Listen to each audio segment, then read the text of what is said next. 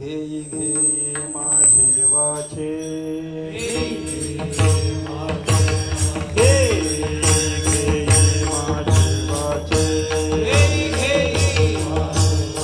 गोड नाम विठोबाचे गोड नाम विठोबाचे गोड नाम विठोबाचे गोड नाम विठोबाचे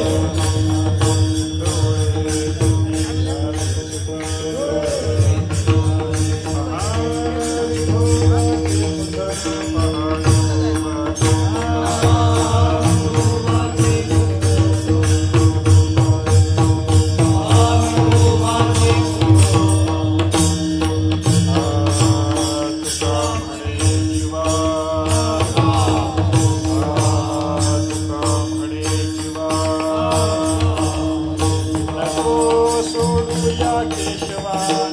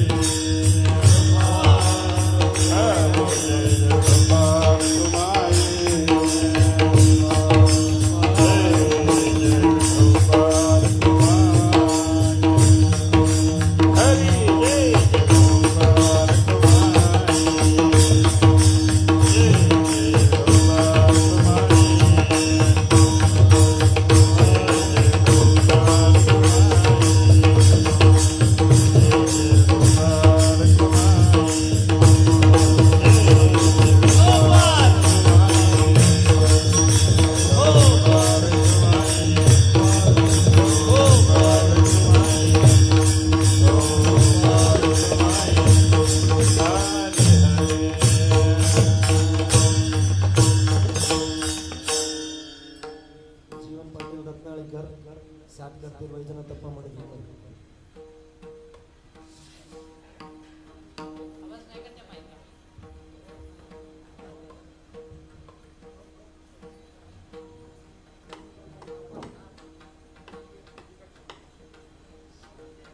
चलिए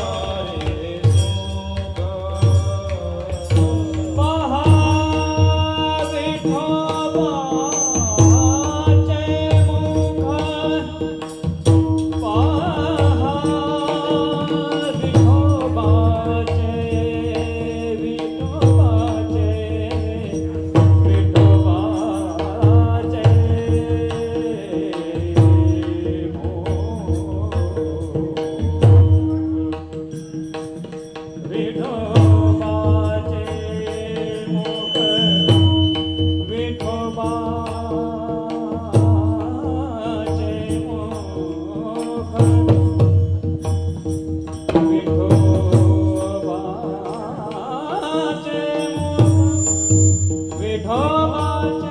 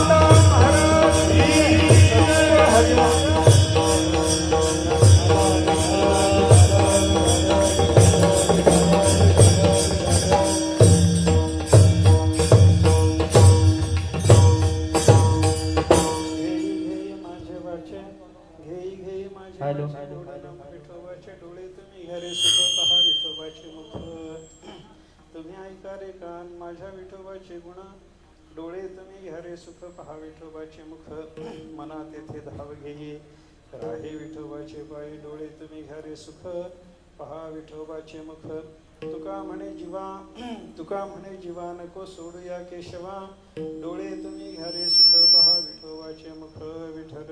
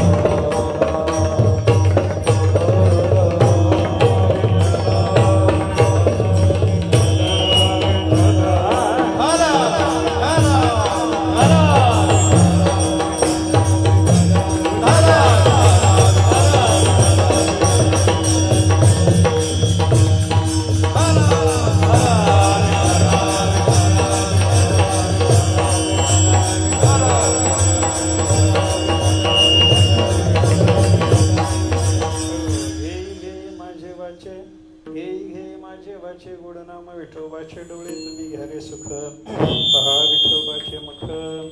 सेवेकरता घेतलेला अभंग जगद्गुरु संत शिरोमणी श्री तुकाराम महाराजांचा एक अत्यंत महत्त्वाचा असा अभंग आहे. आणि या अभंगातून तुकाराम महाराजांनी उपदेश केला. महाराजांसारख्या साधू पुरुषाचा उपदेश जो सांगतो ना, तो कोणाला सांगतो या संबंधात जर आपण विचार केला तर अनेक ठिकाणी अनेक पद्धतीनं तुकाराम महाराजांनी उपदेश केलेला आपल्याला पाहायला सापडतो बरं का. तुकाराम महाराजांचा उपदेश काही वेळेला विशेष अधिकाऱ्याला असतो आणि काही वेळेला मात्र सगळ्या जगाला उद्देशून महाराजांचा उपदेश चाललेला असतो.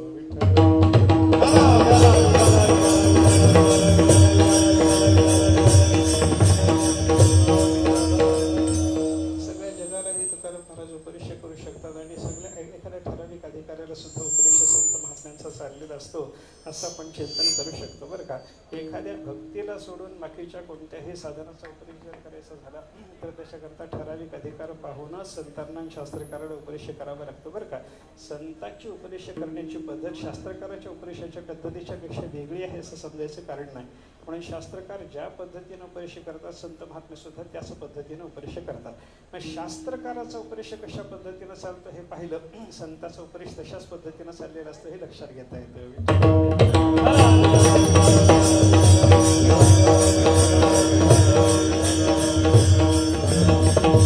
शास्त्रकार कशा पद्धतीनं उपदेश करतात याचा जर विचार आपण करायला लागलो तर कर्माचा उपदेश करायचा झाला, योगाभ्यासाचा उपदेश करायचा झाला, ज्ञानाचा उपदेश करायचा झाला तर एक विशिष्ट अधिकारी पाहून संत शास्त्रकाराला उपदेश करावा लागतो.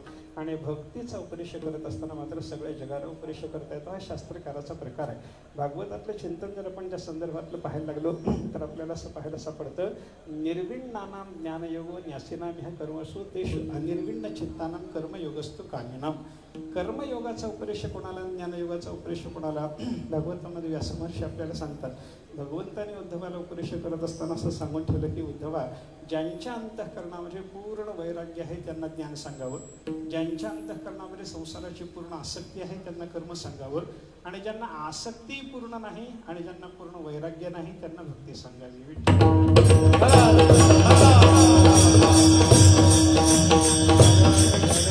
वैराग्याच्या शिवाय ज्ञानाचा उपदेश उपयोगाचा नाही भगवंताच्या वचनातून आपल्याला लक्षात घेता येतं बरं का. म्हणजे वैराग्य असावं, विवेक असावा, शमानुषक संपत्ती असावी. त्यावेळेला काहीतरी त्याला वैराग्य पाहिल्याच्या नंतर, विवेकाने संपत्ती पाहिल्याच्या नंतर त्याला ज्ञानाचा उपदेश करता येतो, हा प्रकार आहे बरं का. म्हणजे ज्ञानाचा सगळ्याला अधिकार येत नाही, ज्ञानाचा उपदेश ठराविक लोकांना करावा लागतो. कर्माचा उपदेश जर आपल्याला पाहायचा झाला, कर्माचा उपदेश सुद्धा ठराविक लोकांनाच करावा लागतो. ज्यांच्या चित्ताला संसाराचं प्रेम आहे, संसाराची आसक्ती आहे, संसारातल्या कोणत्या ना कोणत्या प्रकारच्या फलाची त्यांना इच्छा आहे. इहलोकातल्या संसाराची अपेक्षा असेल ना परलोकातल्या संसाराची अपेक्षा असेल, पण कोणत्या तरी संसाराची अपेक्षा आहे. काही लोकांना कसं असतं, इहलोकातला संसार पाहिजे असतो आणि काही लोक असं म्हणतात की या लोकातला मला काही नको, मला स्वर्गातलं पाहिजे, ब्रह्मदेवाचं सुख पाहिजे, इंद्राचं सुख पाहिजे. असं म्हणणारी जी मंडळी आहे ना, त्यांना संसारातल्या सुखाची अपेक्षा आहे असं आपल्याला कधी चिंतन करावं लागतं बरं का. मग इहलोकातला संसार असो की परलोकातला संसार असो, त्यांच्या अंतःकरणाला जी अपेक्षा आहे ती संसाराची अपेक्षा आहे असं आपल्याला चिंतन करावं लागेल. म्हणजे आसक्ती आहे, संसाराची अपेक्षा आहे म्हणजे त्यांना आसक्ती आहे, आणि आसक्ती आहे म्हणलं की त्यांना कर्माच्या शिवाय दुसरे साधन सांगून उपयोग होत नाही विठ्ठल.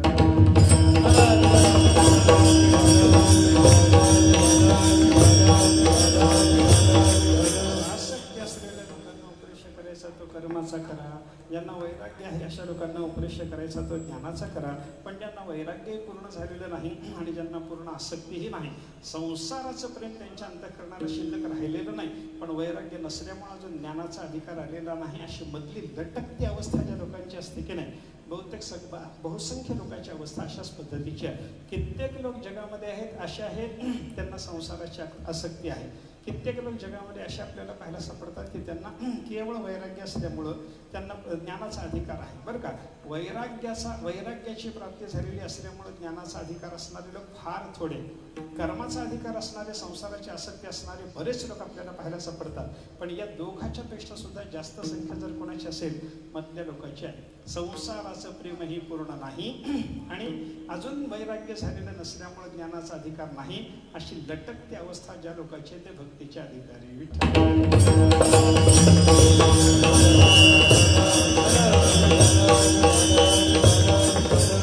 ठराविक अधिकार असणाऱ्या लोकांना हे संत महात्म्याने उपदेश केलेला पाहायला सापडतो. आणि भक्तीचा उपदेश करत असताना मात्र सगळ्या जगाला उपदेश केला. सगळं असे येथे आहे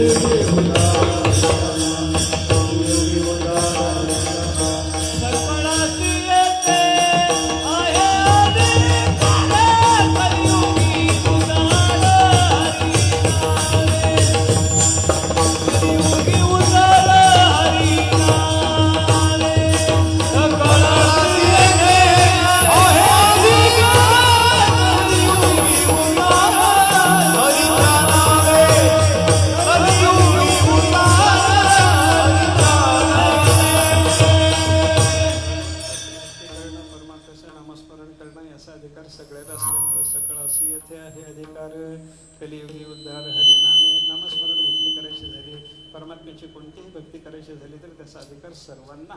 म्हणून भक्ती मार्गाचा उपदेश करताना ज्ञानाचा जसा वैराग्य पाहून उपदेश करावा, आसक्ती पाहून जसा संसाराचा उपदेश करावा, कर्माचा उपदेश करावा, त्या पद्धतीने भक्तीचा उपदेश करत असताना मात्र सगळ्याला भक्तीचा अधिकार असू शकतो बरं का. अजून त्याच्यातला विचार करायचा झाला तर मधली लटकती अवस्था असणाऱ्या लोकांना भक्ती करता येते असं समजायचं कारण नाही. ज्यांना आसक्ती आहे तेही भक्ती करू शकतात आणि ज्यांना वैराग्य आहे तेही भक्ती करू शकतात.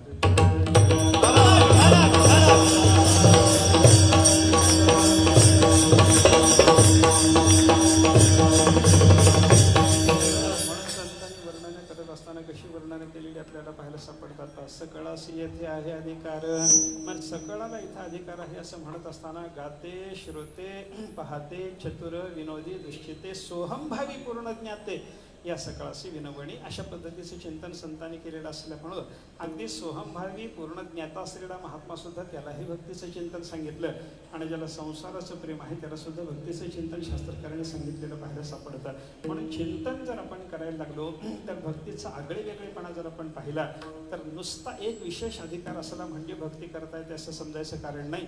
कसाही अधिकार असू द्या तुम्हाला भक्ती करता येते. कर्माचा अधिकार असला तरी भक्ती करू शकता. आसक्ती असल्यामुळे कर्माचा अधिकार आहे ना, पण तुम्हाला भक्ती करता येईल. वैराग्य असल्यामुळे तुम्ही ज्ञानाचे अधिकारी आहात ना, तरीही तुम्हाला भक्ती करता येईल. आणि तुम्हाला पूर्ण वैराग्यही नाही आणि पूर्ण आसक्तीही नाही, अशा अवस्थेत तुम्ही आहात. म्हणून तुम्हाला भक्तीचा अधिकार जरी शास्त्र सांगत असलं तरी एका पद्धतीने विचार केल्याच्या नंतर त्या लोकांनाच भक्तीचा अधिकार आहे असं नाही, तर कर्माचे अधिकारी, ज्ञानाचे अधिकारी, भक्तीचे अधिकारी सर्वांनाच भक्तीचा अधिकार आहे.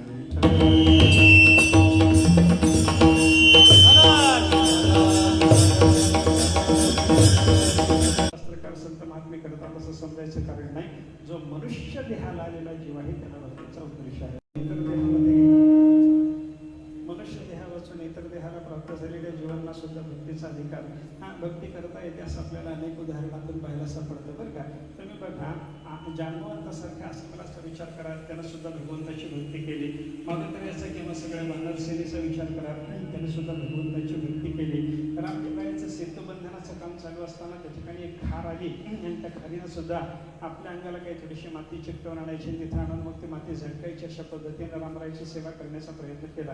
म्हणजे खारीलाही देवाची सेवा करता आली, त्याच्यानंतर वानरालाही देवाची भक्ती करता आली, जांबवंतासारख्या अस्वलालाही देवाची भक्ती करता आली. याचा अर्थ मनुष्य देहा वाचून इतर देहाला प्राप्त झालेल्या जीवांना सुद्धा भक्ती करता येते, नाही असं नाही. तेही भक्ती करू शकतात, पण भक्तीचा उपदेश करायचं म्हटलं की मग माणसाला करावा लागतो.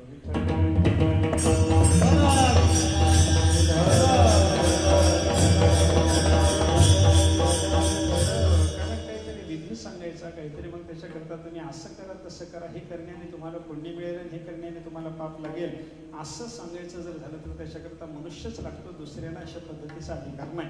बघा तुम्ही शरीराचा 84 लक्ष योनीचा विचार करत असताना शास्त्रकारांनी शरीराचं विभाजन 3 प्रकारामध्ये केलेलं आपल्याला पाहायला सापडतं. एक मनुष्य देहापेक्षा उत्कृष्ट योनीतला देवालिकाचा देह आहे, एक मनुष्यापेक्षा निकृष्ट असलेला असा पशु इत्यादीचा देह आपल्याला पाहायला सापडतो, मधला मनुष्याचा देह आहे. या 3ही देहाचा विचार जर आपण केला तर या ठिकाणी भक्ती या 3ही प्रकारच्या देहाचा विचार केला तर पाप पुण्याचा विचार कोणाला? मनुष्यापेक्षा उत्कृष्ट असलेल्या देवालिकाच्या शरीराचा विचार केला, त्यांनाही पाप पुण्य नाही. माणसापेक्षा खालच्या असलेले जे पशु इत्यादिक आहेत त्यांना सुद्धा पाप पुण्याचा विचार नाही. पाप पुण्याचा विचार फक्त माणसाच्या बाबतीत आहे.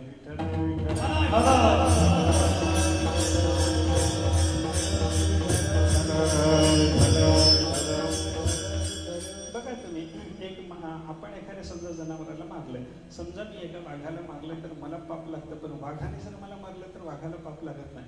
वाघाने माणूस फाडला, वाघाला कधी पाप लागला असं शास्त्रामध्ये वर्णन केलेलं आपल्याला पाहायला मिळत नाही बरं का.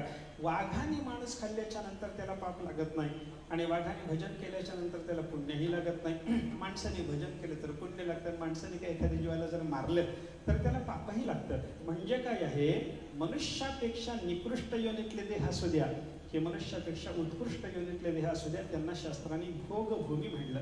पुण्याचा भोग घेण्याकरता देवाचा देह मिळतो, पापाचा भोग घेण्याकरता म्हणून पशु इत्यादिकाचा देह मिळतो.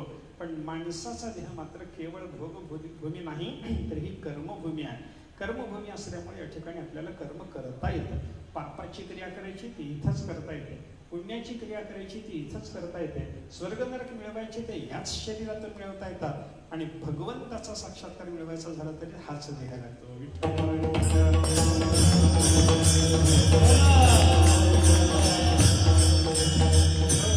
मनुष्याच्या देहामध्येच परमात्म्याची प्राप्ती होत असल्यामुळं स्वर्गात इंद्र राहून त्याला भगवंताचं दर्शन मिळवता येत नाही. माणसाच्या देहाला यावं लागतं, इथे भजन करावं लागतं, इथे परमार्थ करावा लागतो. म्हणून स्वर्गातल्या देवांना सुद्धा या माणसाच्या देहाची इच्छाचं वर्णन आहे की नाही. स्वर्गेचे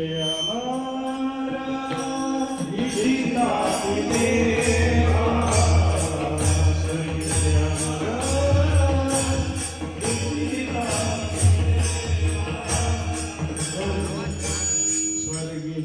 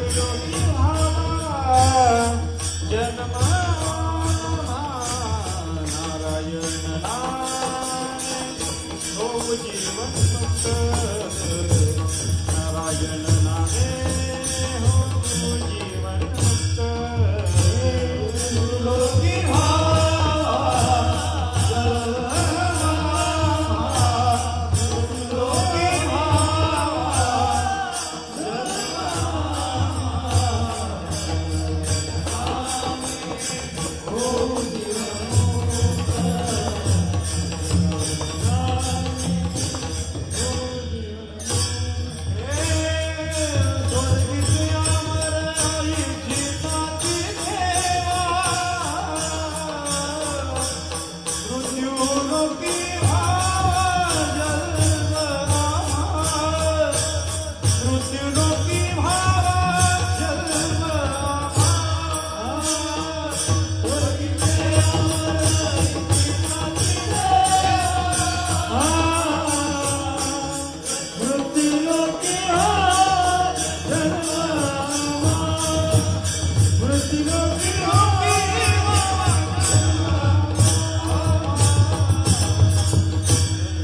अश्वमेध यज्ञ करून स्वर्गाचा राजा इंद्र झाला, पण त्या स्वर्गात राहणाऱ्या इंद्राला सुद्धा मनुष्य देहाची प्राप्ती व्हावी असं वाटतं. त्याचं कारण काय?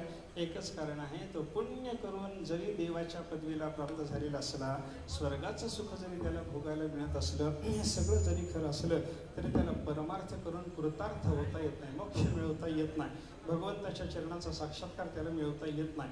मग देवाच्या चरणाचा साक्षात्कार मिळवण्याकरता मनुष्याचा देह इथली साधना लागते. म्हणून स्वर्गीची अमर इच्छिता ते देवा मृत्यू लोकी व्हावा जन्मा.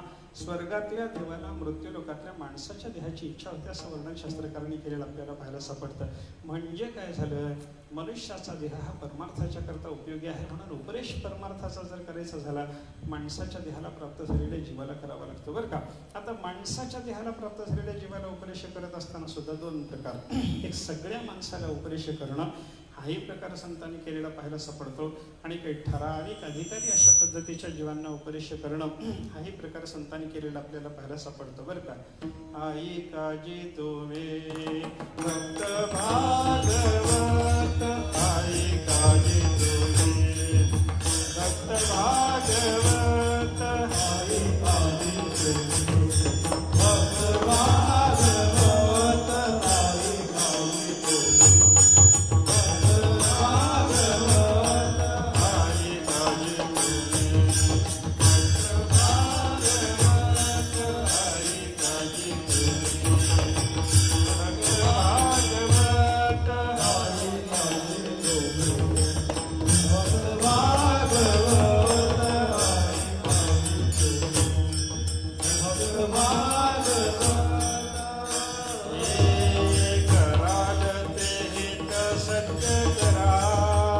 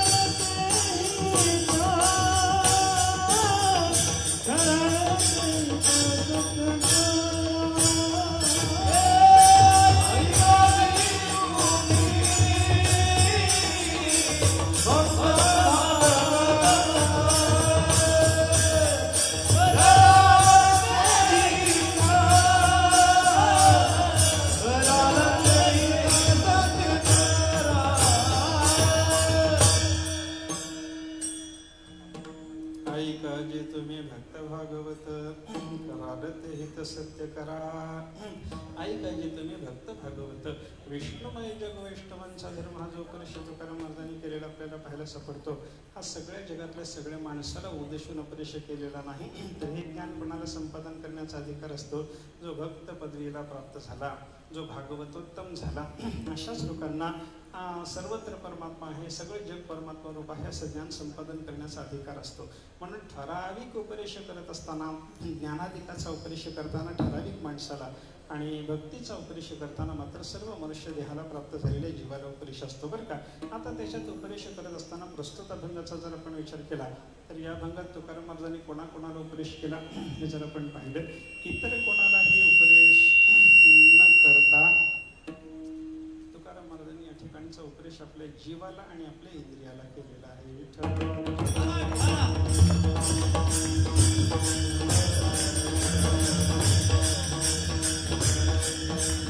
आपल्या स्वतःच्या जीवाला आणि इंद्रियाला उद्देशून तुकाराम महाराजांनी या ठिकाणी उपदेश केलेला आपल्याला पाहायला सापडतो बरं का.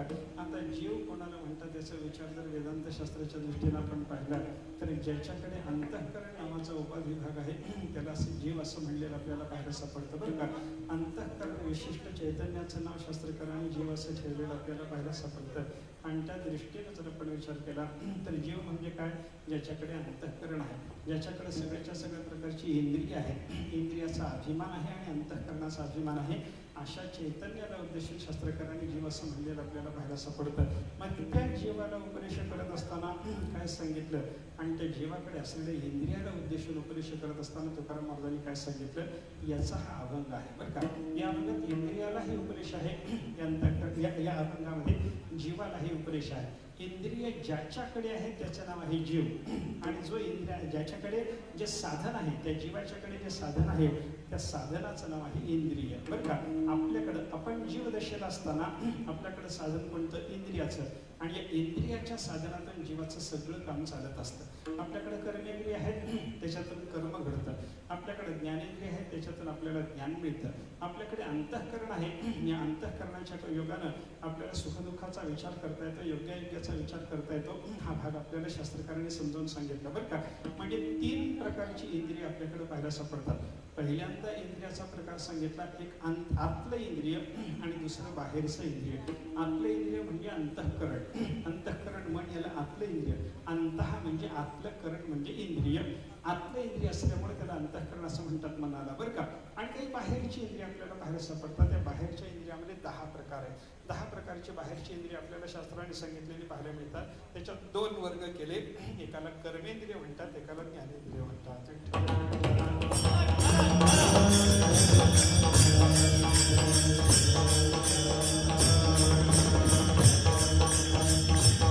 जीवाकडे असलेली ही कर्मेंद्रिय, जीवाकडे असलेली ही ज्ञानेंद्रिय, याच्या योगाने जीवाचं वाटोळही होऊ शकतं आणि याच्या योगाने जीवाचं कल्याणही होऊ शकतं.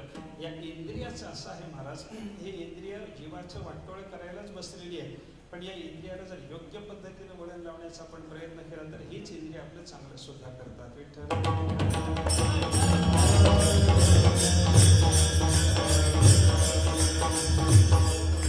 फार जबरदस्त आहेत, कोणत्याही माणसाला खड्ड्यामध्ये घालता या इंद्रियांना. विठ्ठल विठ्ठल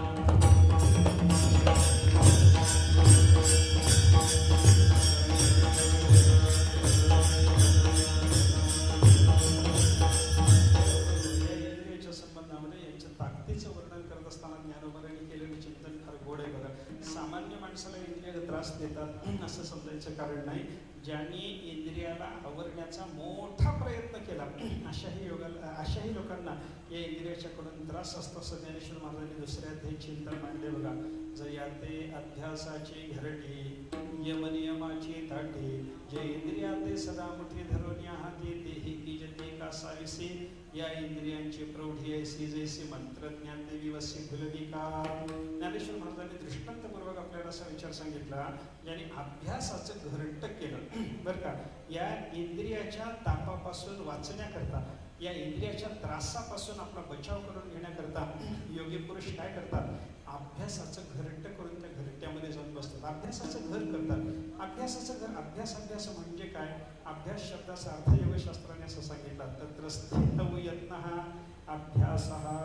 आपण अंतःकरणाला किंवा इंद्रियाला एकाग्र करण्याचा प्रयत्न करणं याला म्हणतात अभ्यास बरं का. एका ठिकाणी ठेवण्याचा प्रयत्न करणं याला म्हणायचं आहे अभ्यास.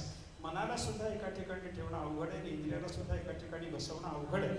पण या मन आणि इंद्रियाला ऐका एका ठिकाणी बसवण्याचा जो प्रयत्न असतो याला शास्त्रामध्ये अभ्यास म्हणलेलं पाहायला सापडतं. ज्ञानोबारे सांगतात इंद्रियाच्या त्रासापासून आपला बचाव करून घेण्याकरता योगी पुरुष काय करतो? अभ्यासाचं घरट करतो. आणि अभ्यासाच्या घरट्यामध्ये सुद्धा ही इंद्रियानं आपल्याला धडक देऊन त्रास देतील म्हणून दरवाजा लावून घेतो. हा दरवाजा कोणता? यम नियमाची ताटी. यम नियमासारख्या साधनाचं धाक लावून हा अभ्यासाच्या घरट्यामध्ये बसलेला असतो बरं का. यम नियमाची ताटी आणि जे इंद्रिया ते सदा मना ते सदा मुठी धरून या ते. बोलू नका बाबा, बोलू नका. माझं सगळं लक्ष तुमच्या बोलण्याकडे चालले आणि त्याच्यामुळे मी काय बोलायला विसरूनच चालले. विठ्ठल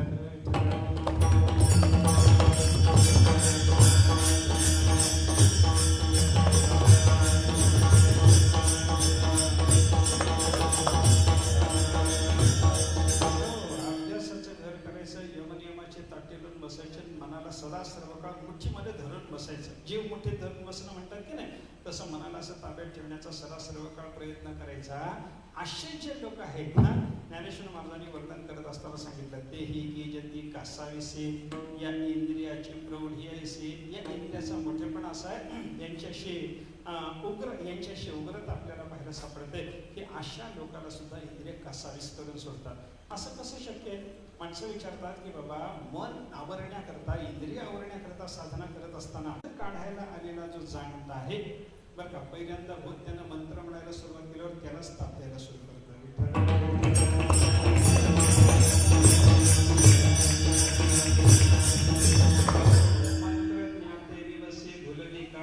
त्या मंत्र जाणणाऱ्या जाणत्या माणसाला जसं त्या विवस्थेला त्या भूताला त्रास द्यावा त्याप्रमाणे इंद्रियाचं सुद्धा काम असंच आहे. या इंद्रियाला आवरायचा ज्यानं प्रयत्न केला त्यालाच इंद्रिय त्रास देत बसत असल्यामुळं या इंद्रियांना आवरणं फार कठीण आहे. पण या इंद्रियांना आवरल्याच्याशिवाय परमार्थ होत नाही. त्या संसार सगळा घडतो, आपलं वाटोळं होतं त्या इंद्रियाच्या जगानंच होतं. बघा तुम्ही 10 इंद्रिय जीवाच्या वाट्याला आलेली ही जीवाचं कसं वाटोळं करतात या संबंधात वर्णन करत असताना भागवतात चिंतन भाजी उभयकतो अमोम उपकर्षती कर्मिकर्षा शिष्णोन्यत चक्रदृक् वचकर्म शक्ती हे. अशा पद्धतीने 10 इंद्रिय जीवाच्या वाट्याला आलेली. प्रत्येक इंद्रियाने आपल्या आपल्या विषयाकडे जीवाला ओढायचं जर ठरवलं तर जीवी एका गेहपती बहुता सवती तोडीते. ज्ञानेश्वर नाथ महाराजांनी वर्णन करताना असं सांगितलं की एका पुरुषाला अनेक बायका असल्या त्याला जसं जसं आपल्या आपल्या घरी सण म्हणून ओढत असतात तसं सगळी इंद्रिय जीवाला आपल्या आपल्या विषयाकडे ओढत नेतात.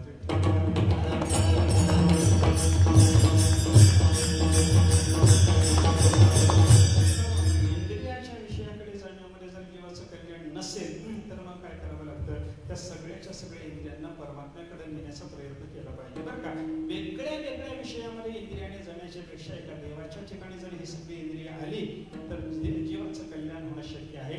आणि त्या दृष्टीनं तुकाराम महाराज उपदेश करतात. पहिल्यांदा महाराजांनी उपदेश केला आपल्या जिव्हेला की तो अखंड भगवंताच्या गोड नामाचं सेवन कर. पहिल्या चरणातून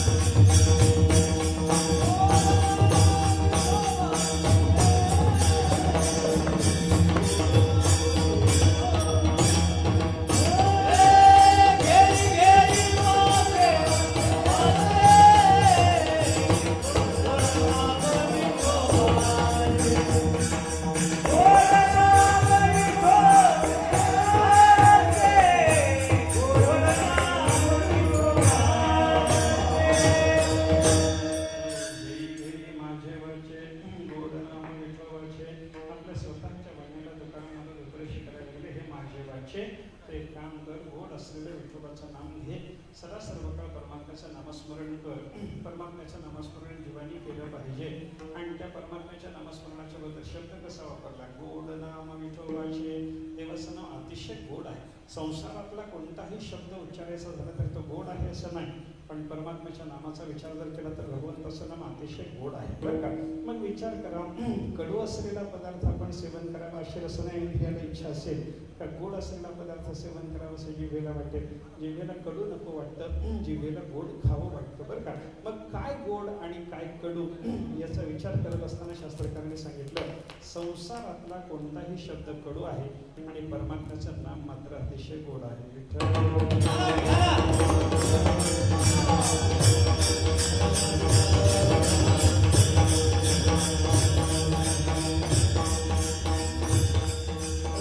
अनेक पद्धतीने भगवंताच्या नामाचं माधुर्य आपल्याला शास्त्रकारांनी सांगितलेलं पाहायला सापडतं बरं का. जिव्हे गोड दीन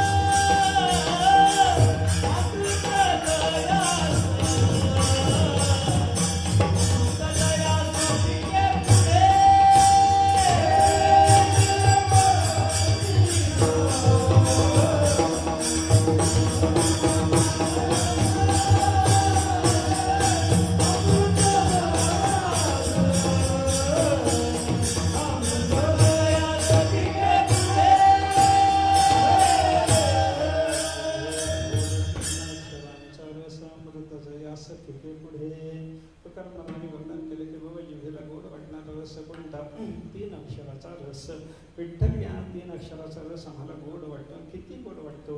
अमृत जया सखिके पुढे. तुकाराम मला सांगतात अमृत जया सखिके पुढे, आणि नामदेव सांगतात अमृताहुनी गोड नाम तुझे देवा. अमृताहून गोड नाम आहे म्हणलं काय, आणि नामापुढं अमृत ठीक आहे म्हणलं काय, एकच अर्थ आहे.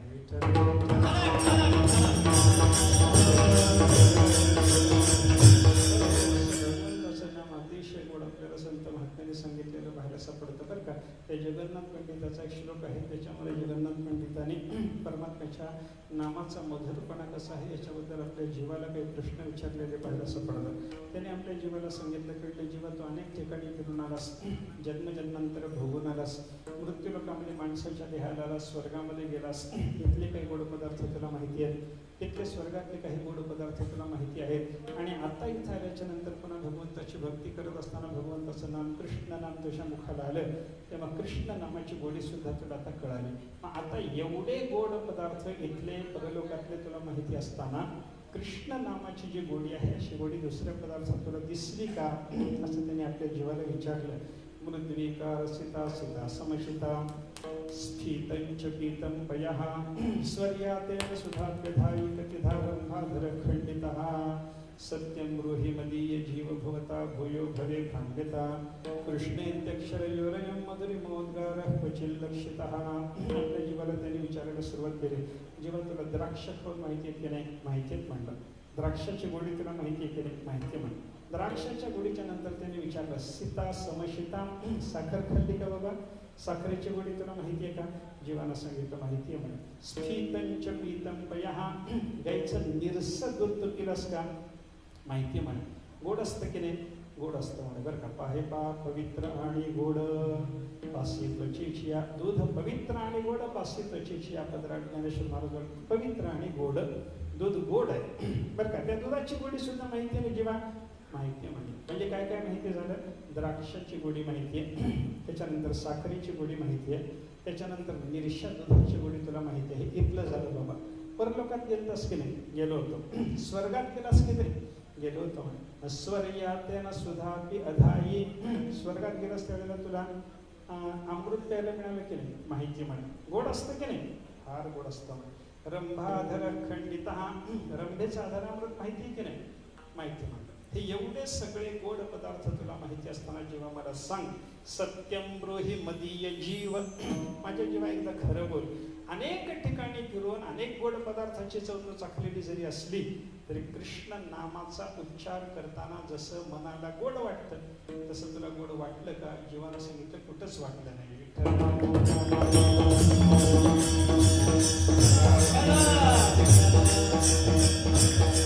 असं भगवंताचं नाम अतिशय गोड आहे बरं का. आता आपल्याला काही लोक विचारतात की बाबा नाम गोड आहे, नाम गोड आहे. संतांनी सांगितलं आम्ही नामाचा उच्चार केला तर आम्हाला कधीच गोड लागलं नाही. तुम्ही म्हणता विठ्ठल विठ्ठल आम्हाला म्हणावंच वाटत नाही. तुम्ही विठोबाला म्हणा म्हणता आम्ही कधीच म्हणत नाही. असं म्हणणारे जीव काय थोडेच काय जगामध्ये? मग आता या लोकांना काय करावं? आपण रामकृष्ण हरी भजन म्हणायला सुरुवात झाल्याबरोबर हा हा हा हा करतात बघा लगेच माणसं. तिथूनच आम्हाला यायला सुरुवात. कीर्तन सगळं झोपूनच काढायचं असतं अशा लोकांना. आता अशा लोकांना भगवंताचं नाम गोड लागणारे का? गोड लागत नाही. मग त्यांना गोड लागलं नाही म्हणून देवाचं नाव गोड नाही असं म्हणता येतं का? म्हणता येत नाही. मी उदाहरण सांगतो आपल्याला. मला उत्तर द्या तुम्ही. साखर गोड आहे की नाही? उत्तर द्या की साखर गोड आहे की नाही? साखर गोड आहे. बरं ज्या माणसाला पित्त झालं, पित्ताना खूप ताप आलेला आहे खऱ्या माणसाला, एक 10 दिवस अंगामध्ये भरपूर ताप मुरलेल्या माणसाला साखर खाऊ घाला त्याला गोड लागते का? हो की नाही? सांगा की तुम्ही. गोड लागत नाही. आता साखर गोड आहे की नाही? आहे. मग पित्त झालेल्या ताप आलेल्या माणसाला 10 दिवस अंगामध्ये ताप उरल्याच्या नंतर साखर गोड लागते का? लागत नाही. त्याला साखर गोड लागली नाही म्हणून साखर गोड नाही का? साखर गोडच आहे. याचं तोंड ज्वरानं विटाळले. ज्ञानेश्वर महाराज सांगतात नादरे ज्वरे विटाळले मुख ते दुधा ते म्हणे कडू विख. दूध गोडच आहे पण ज्वरानं मुख विटाळल्याच्या नंतर त्या माणसाला दूध जसं कडू लागावं तसं नाम गोडच आहे. अनेक जन्मात त्या विकाराच्या संस्कारानं आपलं अंतःकरण विटाळून गेले म्हणून नाम गोड लागत नाही.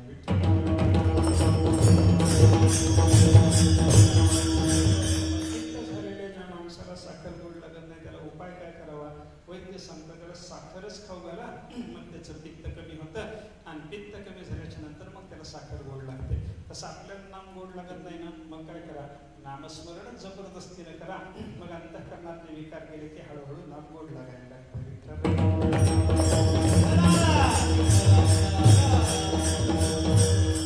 महत्वाची गोष्ट भगवंताच्या नामाच्या बाबतीमध्ये आपल्याला लक्षात ठेवले पाहिजे.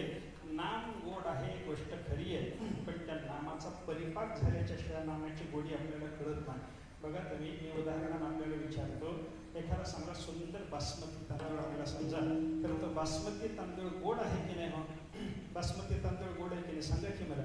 कसं असतं? तांदूळ चांगला तांदूळ आणल्याच्या नंतर तो तांदूळ गोड आहे की नाही? गोड आहे. मग तांदूळ गोड आहे म्हणून तसाच एकदम खायला सुरुवात केली तर गोड लागतो की त्याला शिजवावं लागतं? शिजवावं लागतं. शिजवल्याच्या नंतर मग तांदूळ गोड आहे. बरोबर आहे की नाही? बरोबर पटेल. ते बासमती लावूनच बंद केल्यामुळे आता मोठी पंचायत होत बसली. ओके नाही. बासमती तांदूळ कसं, तांदूळ नुसता गोड लागत नाही, मग तांदळाला शिजवावं लागतं मग तांदूळ गोड आहे. तसं भगवंताचं नाम आपल्या मुखामध्ये आल्या आल्या गोड लागत नाही, ते मनामध्ये जाऊन शिजावं लागतं मग गोड लागतं.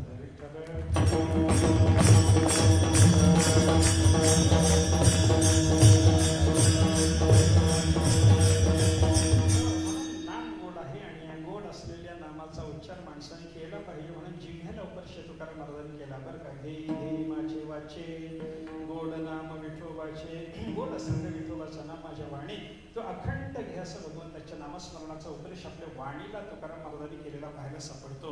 ऐका, मनुष्याच्या देहाला प्राप्त झाल्याच्या नंतर आपल्या मुखामध्ये असलेली वाणी, या वाणीनं जर देवाचं नामस्मरण केलं नाही तर संत महात्मे हिला वाणी म्हणायला सुद्धा तयार नाही बरं का. नामाविण मुख सर्वाचे तेज,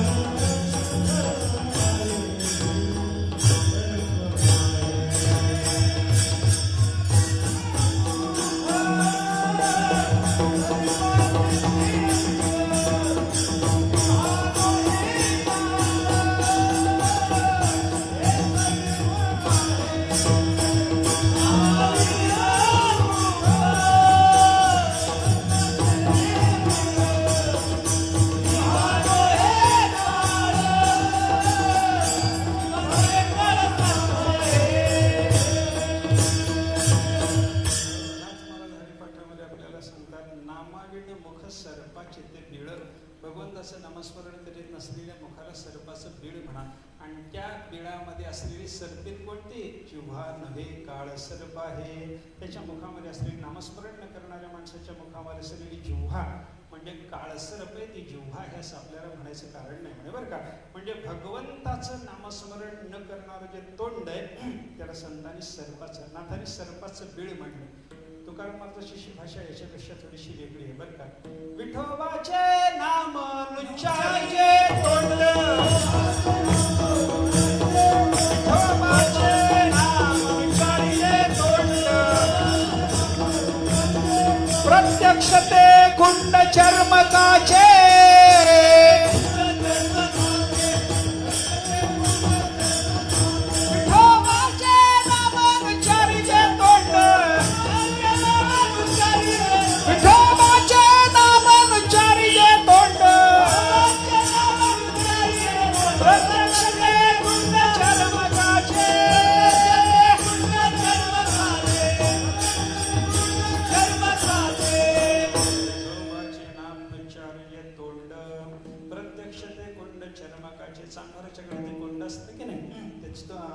तुकडे सगळे कातड्याचे तुकडे भिजवाय करता त्या चांभाराच्या कडाचे कोंड असतं बघा.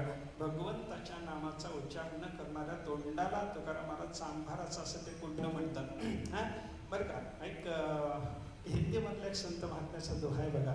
तबलग रसना साची भली, जबलग मुखमो राम, नाही तो काट डारिये मुखमो भलो नाही छाम. संत महात्मे सांगतात आपली जिव्हा जोपर्यंत भगवंताचं नामस्मरण करते तोपर्यंत तोंडामध्ये ठेवा, नाहीतर नामस्मरण या जिव्ह्यानं जर करायचं सोडून दिलं तर ह्याला तोडून टाका, कारण तोंडामध्ये कातड्याचा तुकडा ठेवणं बरं नाही म्हणे.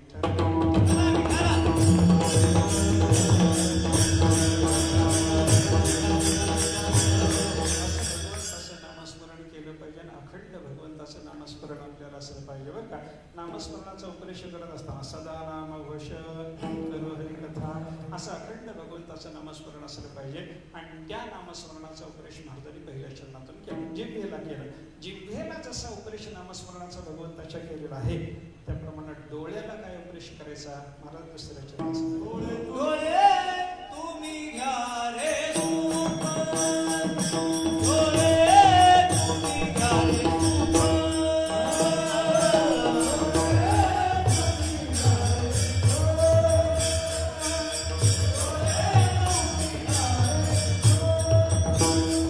डोळे तुम्ही घ्या रे सुख, डोळे तुम्ही घ्या रे सुख.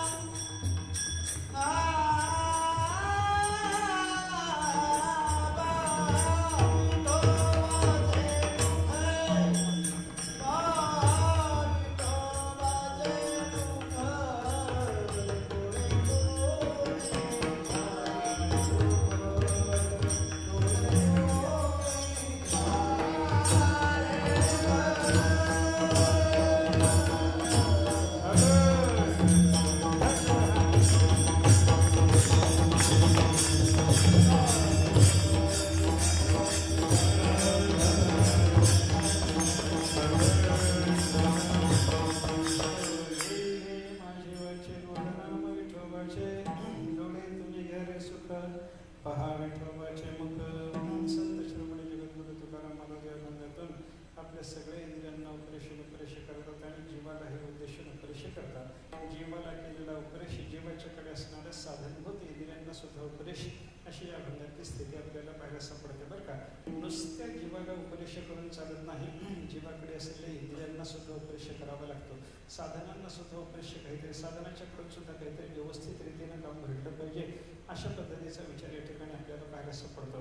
बघा तुम्ही सुताराच्याकडे एखादी समजा वाकस वगैरे जर असले तर ती वाकस जशी शेवटून घ्यावी लागते तसं सुताराला सुद्धा काहीतरी चांगलं काम कर म्हणून सांगावं लागतं.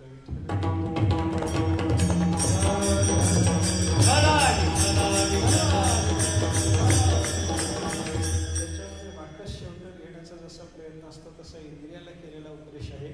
आणि वाकस शेवटून घेणं झाल्याच्या नंतर चांगलं काम कर हे सुताराला जसं सांगायचं असतं त्या पद्धतीने जीवाला उपदेश आहे. अशा पद्धतीचं चिंतन इथं आपल्याला करता येणं शक्य आहे बरं का. पहिल्यांदा उपदेश केला तो वाढलेला उपदेश.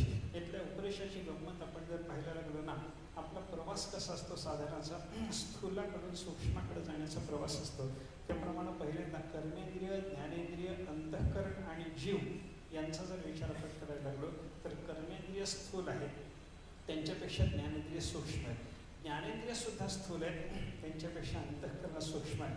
अंतःकरण स्थूल आहे, त्याच्यापेक्षा जीव सूक्ष्म आहे. विठ्ठल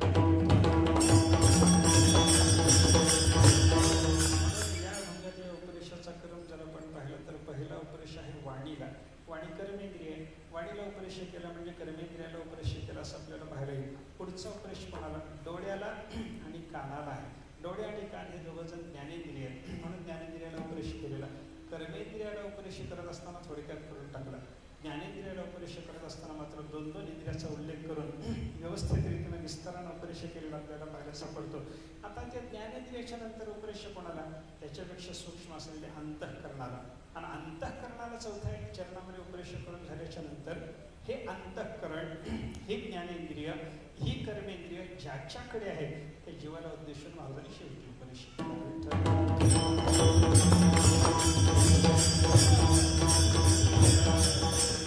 अजून एक या भागातली गंमत आपल्याला पाहायला सापडते बरं का. जीवाला ब्रह्मरूपता प्राप्त जर व्हायची असेल तर त्याच्याकरता जीवाला काय केलं पाहिजे? सगळ्यात देह इंद्रिय सगळ्याचं तादात्म्य त्याला सोडून गेलं पाहिजे बरं का. म्हणून पहिल्यांदा कर्मेंद्रियाचं तादात्म्य घालवावं, मग ज्ञानेंद्रियाचं तादात्म्य घालवावं, मग अंतःकरणाचंही तादात्म्य घालवावं आणि मग आपण जीवाला ब्रह्मरूपता प्राप्त करून घेण्याचा अधिकार प्राप्त होतो. हा क्रम लक्षात घ्या. म्हणजे काय झालं? अगोदर आपल्याला कर्मेंद्रियाचं तादात्म्य घालवायचं. आपण काय करतो? सगळी इंद्रिय माझी माझी म्हणत बसतो. कर्मेंद्रिय सुद्धा माझी, ज्ञानेंद्रिय सुद्धा माझी, हा त्या अंतःकरणातला विचार असतो. म्हणून या भागातला क्रम जर आपण पाहिलं की नाही, पहिल्यांदा कर्मेंद्रियाला माझं म्हणूनच चालणं या अभंगामध्ये बरं का. हे माझे वाचे, वाणीला काय म्हणतात तुकाराम महाराज? माझी वाणी म्हणतात बरं का. मग माझी वाणी म्हणून झाल्याच्या नंतर त्या वाणीला उपदेश करून त्या वाणीचं तादात्म्य थोडंसं घालवण्याचा प्रयत्न झाला. आता ज्ञानेंद्रियाच्याकडे वळल्याच्या नंतर डोळ्याच्या बद्दल बोलत असताना पहिल्यांदा काय सांगितलं? माझे वाचे. या ठिकाणी काय होतं? माझेपणा अगोदर आला, वाणीचा उल्लेख नंतर झाला. दुसऱ्या चरणाचा विचार जर तिथे केला तर तिथं काय? डोळ्याचा उल्लेख आधीच झाला आणि त्या डोळ्याचा उल्लेख झाल्याच्या नंतर कदाचित त्या डोळ्याच्या संबंधानं माझेपणाची भावना गेली असं वाटेल, पण माझेपणाची भावना अजून जाते की नाही शंका आहे. म्हणून डोळे तुम्ही, त्या डोळ्याला थोडंसं दूर ढकललं. डोळ्यानं तुम्ही म्हणलेलं आपल्याला पाहायला सापडतं बरं का. हा, आणि पुढे मग तुम्ही ऐका रे कान, कानाला सुद्धा तुम्ही, कानानं तुम्ही, असं त्यांना थोडंसं दूर ढकललेलं आहे. म्हणजे वाणीशी बोलत असताना माझेपणा गेला नव्हता. डोळ्याशी आणि कानाशी बोलत असताना माझेपणा जाऊन तुझेपणा आलेला आपल्याला पाहायला सापडतो. मग माझेपणा जसा जावा लागतो तसा तुझेपणाही जावा लागतो. म्हणून मनाला उपदेश करत असताना तुकाराम महाराजांनी माझे तुझे काही शब्द वापरलेले. मना तेथे धावते राहे विठोबाचे पायी. विठोबाचे पायी ज्या मनाला राहायला सांगितलेलं आहे त्याला माझे म्हणलं नाही, तुझे म्हणलं नाही. विठ्ठल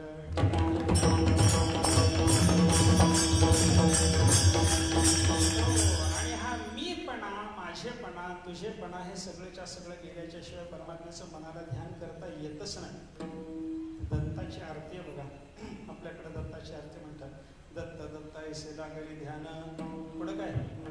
हारपले मन झाले मन. पुढचं म्हणा मी तू पणाची झाली बोळवण. आणि त्याच्यामुळे काय झालं? एका जनार्दनी श्री दत्त ध्यान. मी तू पणाची बोळवण झाल्याशिवाय दत्ताचं ध्यान लागतच नाही. विठ्ठल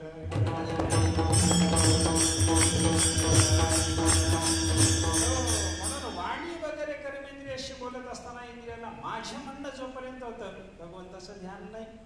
इंद्रियाला बोलत असताना तुम्ही तुम्ही म्हणणं, तुझेपणा जोपर्यंत बोलणं चालू होतं तोपर्यंत ध्यान लागत नाही. मनाला तर ध्यानच करायचंय. मना तेथे धाव घेई राहे विठोबाचे पायी. हे सांगत असताना त्या मनाला काय सांगावं लागलं? मी नाही, तूही नाही, माझे नाही, तुझेही नाही, असं त्या मनाला बोललेलं आपल्याला पाहायला सापडतं. आणि माझे तुझेपणा विसरून मनाने भगवंताचं ध्यान केल्याच्या नंतर आपल्याला परमात्म्याच्या साक्षात्काराचा अधिकार प्राप्त होतो. म्हणून शेवटी जीवाला उपदेश केला. तुका म्हणे जीवा नको सोडू या केशवा. या केशवाला कधी सोडून राहायचं नाही, म्हणजे याच्याशी एकरूप होऊन राहायचं. विठ्ठल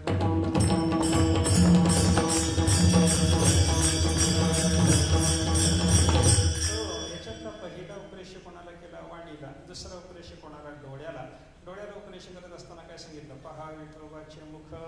परमात्मा पंढरीनाथाचं मुख डोळ्यानं तुम्ही पहा, असं आपल्याला या ठिकाणी तुकाराम महाराज सांगतात बरं का. देवाच्या मुखाच्या दर्शनामध्येच संत महात्म्यांना सर्व सुखाची प्राप्ती झालेली आपल्याला पाहायला सापडते बरं का. तुका म्हणे माझे हेचे सर्व सुख पाहिन श्री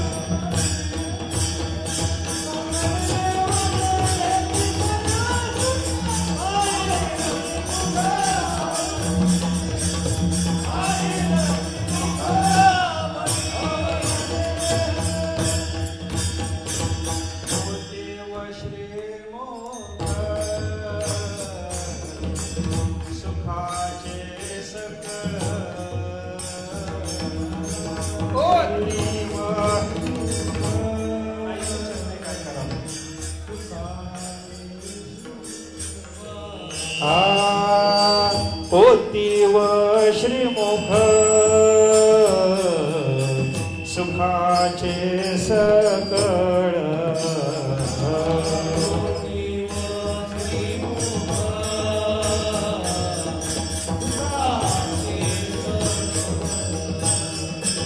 वामांगी वेल्हाड रखुमाने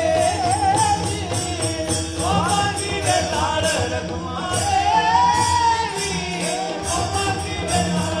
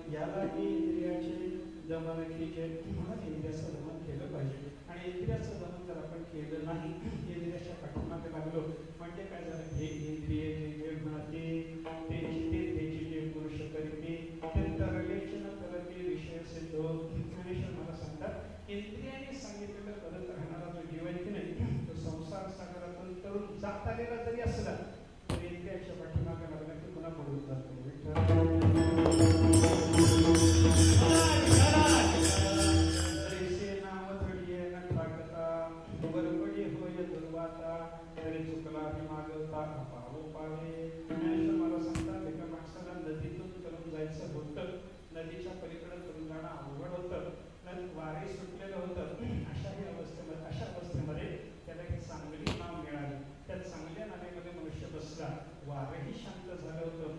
आता हळूहळू पुढे होता आणि काठाला जाऊन पोचायची वेळ आल्याबरोबर मोठं वारं सुटलं आणि नाव जर कलंडली तर आता मदत जगल तरच आला होता पैठणीला कोणचाच आला होता. अशा अवस्थेमध्ये वाऱ्याला जर वश झाला तर त्याला जसं बुडावं लागतं तसं प्राप्ते ही पुरुषे इंद्रिय लाडी जरी कौतुके तरी आक्रमेला जाणारे संसारिके. ज्ञानेश्वर महाराज सांगतात तुला परमात्म्याची प्राप्ती होतच आली होती. अशा अवस्थेमध्ये त्या माणसाला वाटलं आतापर्यंत आपण इंद्रियाला ताब्यात ठेवून परमात्म्याच्या पर्यंत पोहोचत आलो, कौतुकाला आता इंद्रियाच्या पाठीमागे जायला काय हरकत आहे असं म्हणून प्राप्ते ही पुरुषे परमात्म्याची प्राप्ती होत आलेला इंद्रिये लाडली जरी कौतुके गंमत म्हणून त्याने इंद्रियाचं कौतुक करायचा प्रयत्न केला तरी आक्रमेला जाण दुखे संसारिके पुन्हा संसाराचं दुःख त्याच्या पाठीमागे लागतं.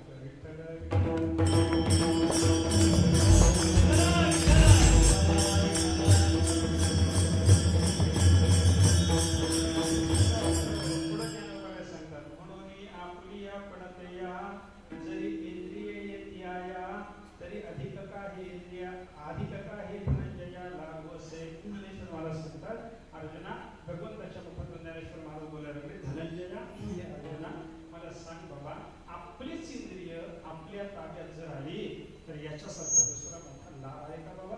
कोणत्याही प्रकारचा लाभ नाही. पण इंद्रिय ताब्यात घेणं हा फार मोठा लाभ आहे. इंद्रियाला ताब्यात ठेवण्याचा प्रयत्न माणसाने केला पाहिजे.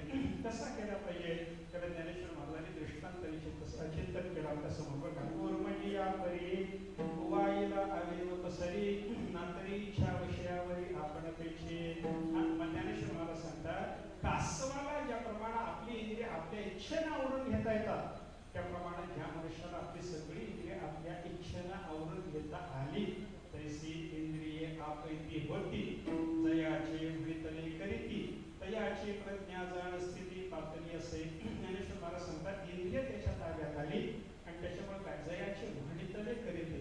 इंद्रिय म्हणतात ते हे करतो ते हा पुरुष करत नाही तर यानं म्हणलेलं इंद्रियाला करावं लागतं. हे माझे वाचे गोडना विठोबाचे तुकाराम महाराज सांगतात ते वाणीला करावं लागतं. तुकाराम महाराज सांगतात ते डोळ्याला करावं लागतं.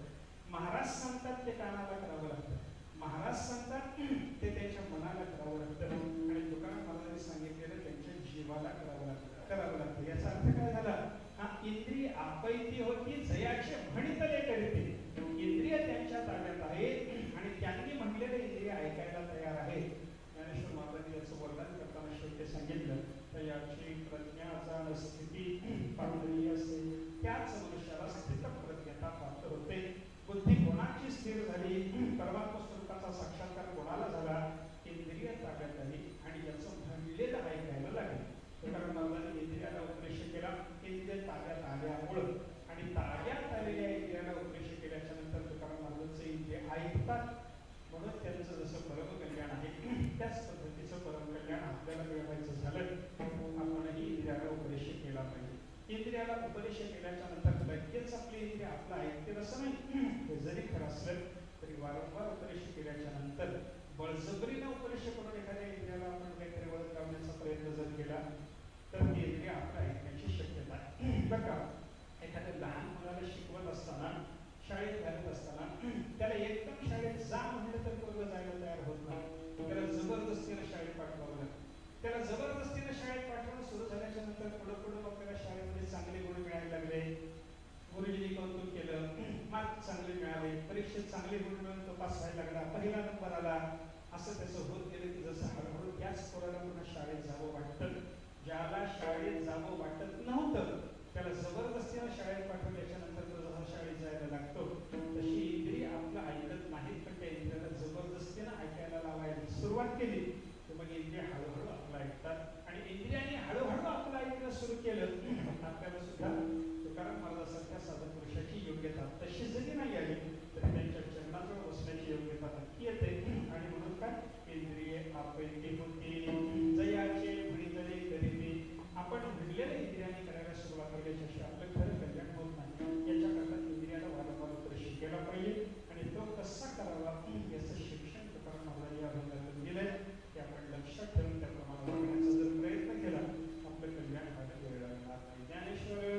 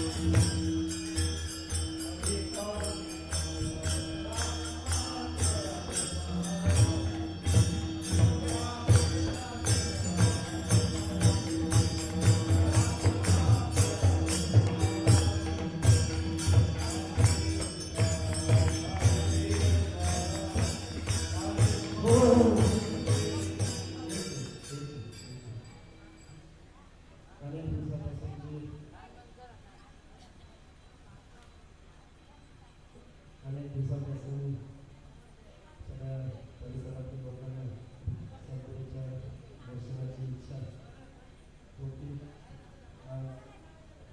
शंकराला बोलू नका.